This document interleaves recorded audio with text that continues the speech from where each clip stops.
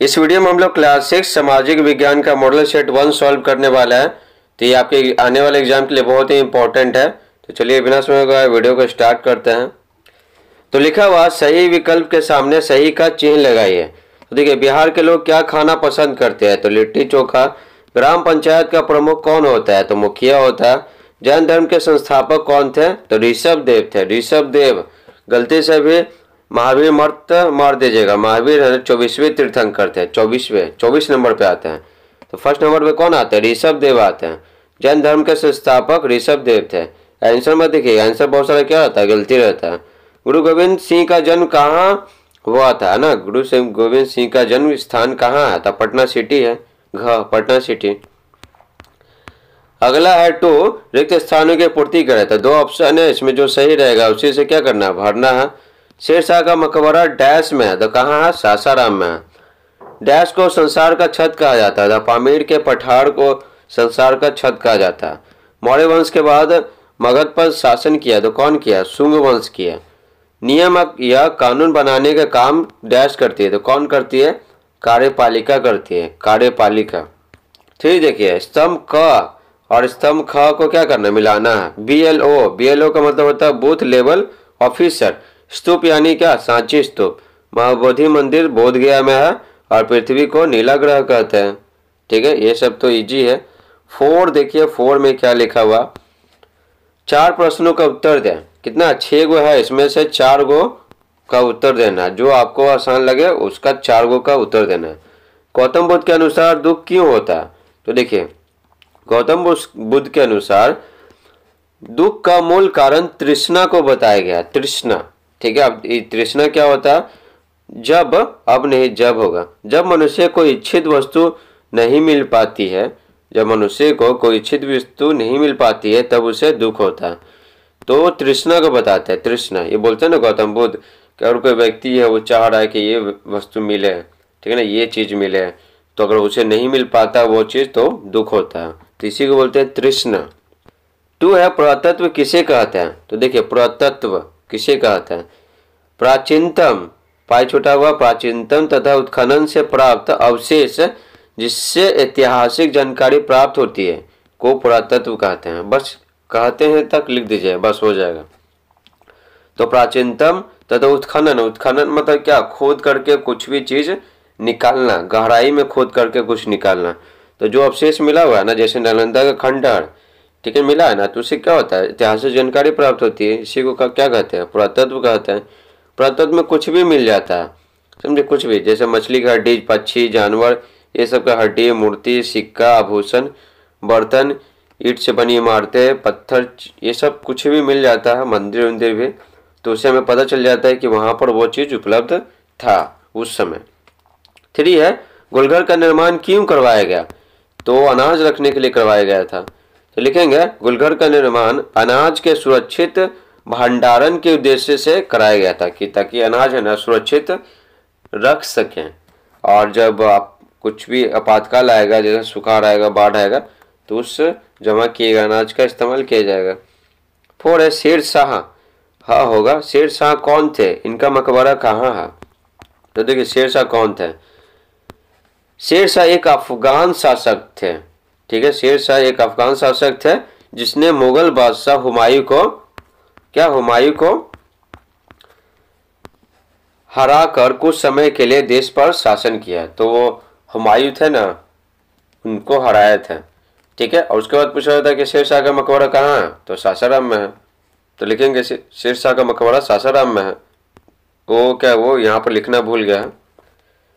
उसके बाद देखिए, मुद्रा विनिमय प्रणाली से क्या समझते हैं? यहाँ ध्यान दीजिएगा, 6 गो है क्वेश्चन आंसर, इसमें से बस 4 गो लिखना है। तो मुद्रा विनिमय प्रणाली से क्या समझते हैं? उसके बाद है मुखिया का चुनाव कैसे होता है। ठीक है, मुद्रा विनिमय प्रणाली क्या होता है? जब वस्तुओं के माध्यम से किसी वस्तु की खरीद बिक्री की जाती है। ठीक है, जब वस्तुओं के माध्यम से वस्तु की खरीद बिक्री की जाती है तो इस प्रणाली को वस्तु विनिमय प्रणाली कहा जाता है। जैसे हम सब सामान खरीदने जाते हैं तो क्या करते हैं? पैसे देते हैं और बदले में सामान लेते हैं। लेकिन वस्तु विनिमय प्रणाली है ना, बहुत पहले फेमस था। ठीक है, उसमें क्या होता था ना कि जैसे किसी के पास बकरी है तो बकरी दे दिया और बदले में क्या ढेर सारा अनाज ले लिया। तो इस तरह से क्या वस्तु के बदले वस्तु है ना वो खरीदा जाता है, तो इसी को कहते हैं वस्तु विनिमय प्रणाली। देखिए छठा है मुखिया का चुनाव कैसे होता है। मुखिया का चुनाव कैसे होता है, लिखेंगे आंसर, पंचायत का चुनाव हर 5 साल पे होता है। ठीक है, ये आपको क्या शॉर्ट में लिखना है। चुनाव कई चरणों में होता है। मुखिया पद के लिए खड़े प्रत्याशी चुनाव मैदान में उतरते हैं। ठीक है, मतदाता सूची में जिन लोगों का नाम दर्ज होता है ना, ठीक है, वो अपने उम्मीदवार के पक्ष में मतदान करते हैं और क्या, और फिर चुनाव की प्रक्रिया पूर्ण होने के बाद मतों की गिनती होती है और जिस उम्मीदवार को सर्वाधिक यानी सबसे ज़्यादा मत प्राप्त होता है, जो सबसे ज़्यादा वोट प्राप्त होता है, उसे मुखिया चुन लिया जाता है। इस प्रकार से मुखिया का चुनाव होता है और कितने सालों के लिए चुना जाता है, 5 सालों के लिए। पांचवा देखिए, पांचवा क्या बोला जा रहा है, एक प्रश्न का उत्तर दें। इसमें 3 को प्रश्न दिया हुआ, एक प्रश्न का उत्तर आपको देना है। जो आसान लगेगा वही दीजिएगा, नंबर तो सेम ही मिलेगा। ग्राम पंचायत के क्या क्या कार्य हैं, तो देखिए ग्राम पंचायत के क्या क्या कार्य हैं, देखिए लिखेंगे ग्राम पंचायत के कार्य निम्न है। पहला है ग्रामीण विकास योजनाओं को क्रियान्वित करना। जितनी ग्रामीण विकास योजनाएं चल रही है, मनरेगा चल रही है, कुछ भी चल रहा है, तो उसको क्रियान्वित कराना। ठीक है ना, ठीक ठाक चल रहा है कि नहीं। कृषि पशुपालन सिंचाई मछली पालन आदि को बढ़ावा देना ताकि किसानों की आय बढ़ सके और जीवन है ना, जीवन में समृद्धि आ सके। स्वास्थ्य सेवा परिवार कल्याण विकलांग कल्याण की योजनाओं में मदद करना और लोगों को बताना कि ये सब योजना है और इसका लाभ वो सब ग्रामीण जनता उठाए। सहकारिता कृषि भंडारण तथा बिक्री की व्यवस्था करना, तो गांव में जितना सारा व्यवस्था है वही करेगा ना, समझ गए।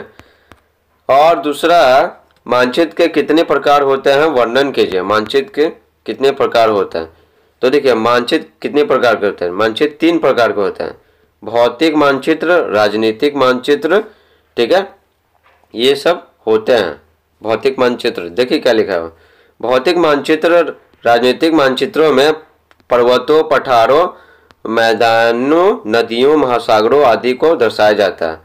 ठीक है, भौतिक मानचित्र और राजनीतिक मानचित्र में गांव शहर एवं विश्व के देशों तथा उनकी सीमाओं को दर्शाने वाले मानचित्र राजनीतिक मानचित्र कहलाते हैं।